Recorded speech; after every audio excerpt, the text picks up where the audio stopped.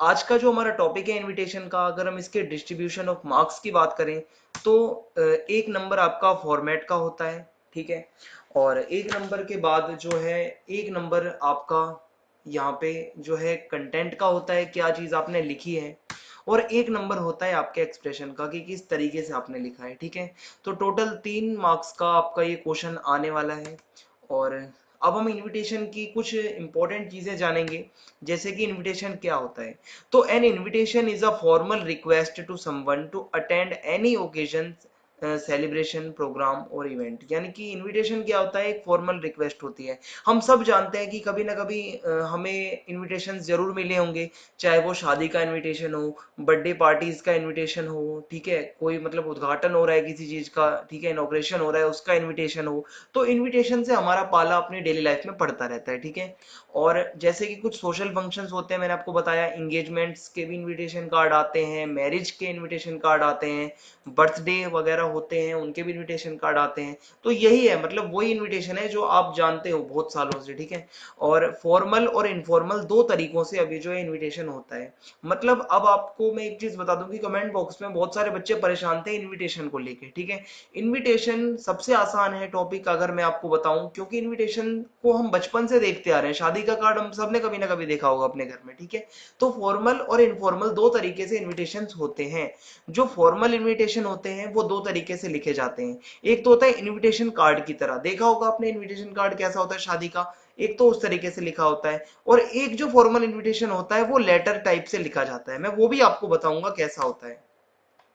और इनफॉर्मल जो इनविटेशन होता है वो लेटर की तरह लिखा जाता है या फिर किसी नोट की तरह लिखा जाता है, ये भी मैं आपको बताऊंगा। तो अब हम फॉर्मल इनविटेशंस की कुछ बातें जान लेते हैं, या हम कह सकते हैं गाइडलाइंस। तो एक तो है, replies are also send to the invitations, they can be both formal as well as informal. देखो कोई भी इनविटेशन आता है अगर हमें, तो हम उसका रिप्लाई भी सेंड करते हैं कि हम वहां पर आ रहे हैं या नहीं आ रहे हैं, ठीक है। तो जो ये रिप्लाई लिखे जाते हैं ये भी फॉर्मल हो सकते हैं या इनफॉर्मल हो सकते हैं, दोनों हो सकते हैं, ठीक है। और सबसे पहले जब हम देखते हैं कि जब इनविटेशन लिखना स्टार्ट करते हैं तो हम नेम ऑफ होस्ट लिखते हैं, यानी कि ऑर्गेनाइजर, यानी कि कौन आयोजक है, कौन मतलब उस चीज को करवा रहा है, ठीक है। दूसरी बात, हम ओकेजन लिखते हैं या इवेंट लिखते हैं, भाई क्या हो रहा है। अगर शादी हो रही है, ठीक है, तो वहां लिखोगे मैरिज का ओकेजन है, ठीक है। बर्थडे पार्टी है तो on the occasion of birthday party, ठीक है।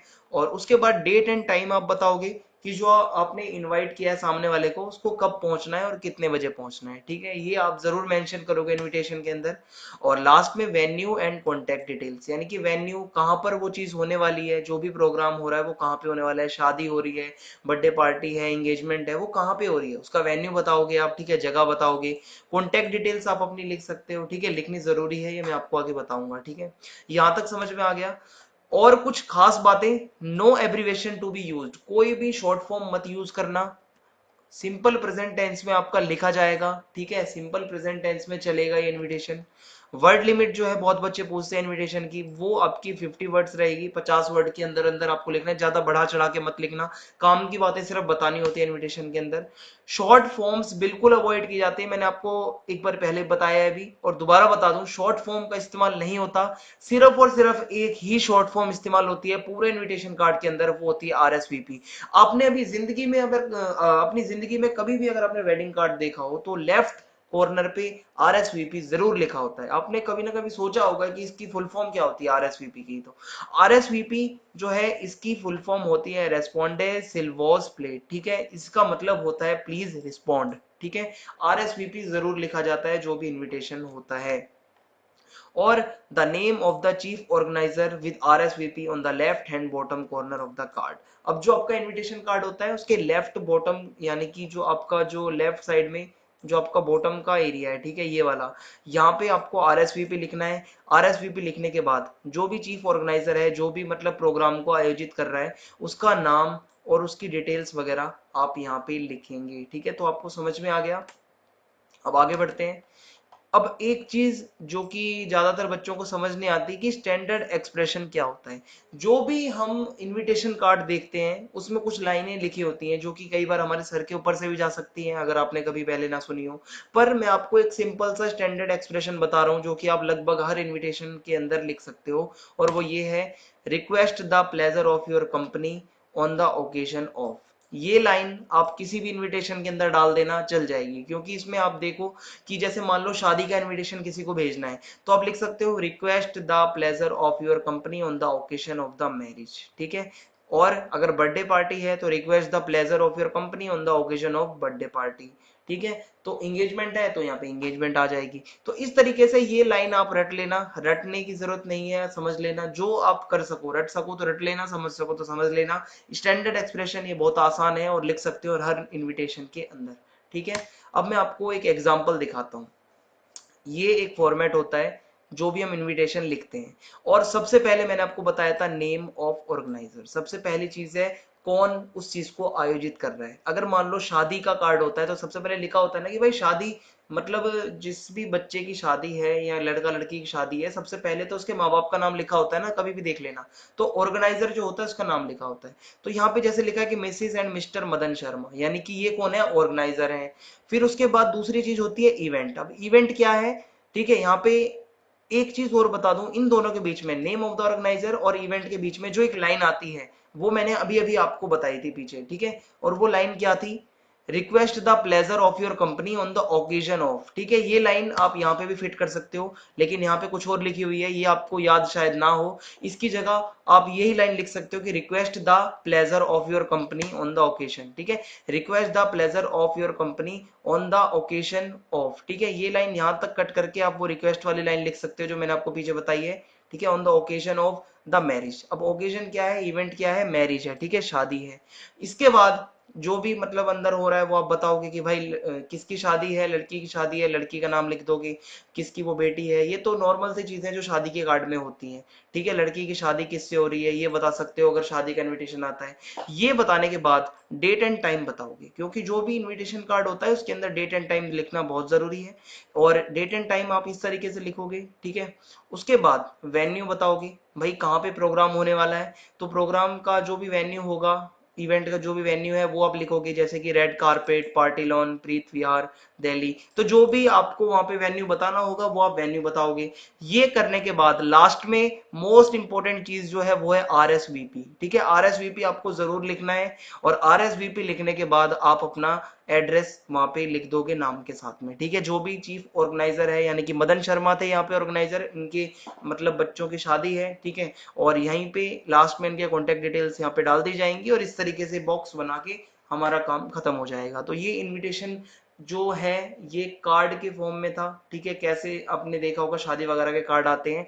ये चीज अपनी कॉपी पे लिख लेना या चाहे याद कर लेना। इसी स्टेप से अगर आप लिखोगे तो हर इनविटेशन कर जाओगे, कोई दिक्कत नहीं आएगी। अब मैं आपको एक एग्जांपल दिखाता हूँ, जैसे कि फॉर्मल इनविटेशन का, जिसमें मैरिज का या कोई ऑस्पिशियस ओकेजन है, कोई एंगेजमेंट वगैरह का आ जाता है, तो आप कैसे लिखोगे। मैरिज का मैंने आपको बता दिया है। क्वेश्चन इस तरीके से आ सकता है पेपर में कि right a formal invitation for the marriage function of your daughter. आपको एक फॉर्मल इनविटेशन लिखना है, ठीक है, शादी का। अब वो कैसे लिखोगे मैंने आपको बता दिया है। वही चीज यहाँ पे आप देख रहे हो रिपीट हो रही है, और यही सब चीजें मैंने आपको पहले समझा दी हैं। तो ये तो हो गया हमारा शादी का।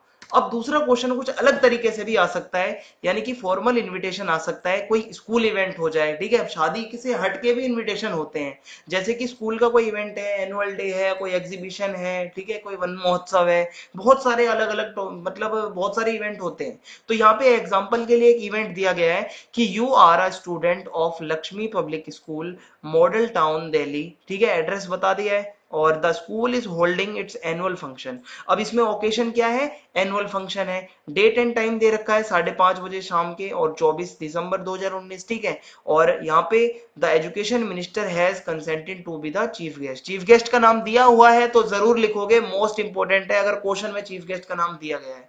उसके बाद डिजाइन एंड इन्विटेशन कार्ड। अब आपको इन्विटेशन कार्ड बनाना है, ठीक है, लेटर फॉर्म में नहीं लिखना, याद रखना। और इसमें आपको इनवाइट करना है पेरेंट्स को और कुछ अलग लोगों, मतलब कुछ और लोगों को, ठीक है। वर्ड लिमिट 50 है। अब ये किस तरीके से लिखा जाएगा आइए देखते हैं।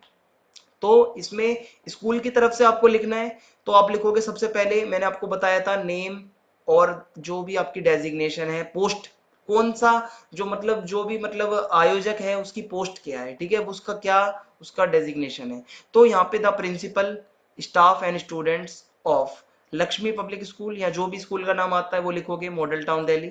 Request the pleasure of your company on, फिर आप ओकेजन का नाम लिखोगे, ठीक है, ये लाइन मैंने आपको बताई थी, ये मोस्ट इंपॉर्टेंट है, request the pleasure of your company, ये आप हर इनविटेशन में डाल सकते हो। उसके बाद आप अपना इवेंट बताओगे, भाई क्या इवेंट है, डेट एंड टाइम बताओगे, ठीक है, चीफ गेस्ट के बारे में बता दोगे कि ऑनरेबल एजुकेशन मिनिस्टर जो है चीफ गेस्ट हैं, और लास्ट में RSVP लिख दोगे, ये ओनली शॉर्ट फॉर्म होती है जो आपको लिखनी होती है, इसके अलावा और कोई शॉर्ट फॉर्म नहीं चलती।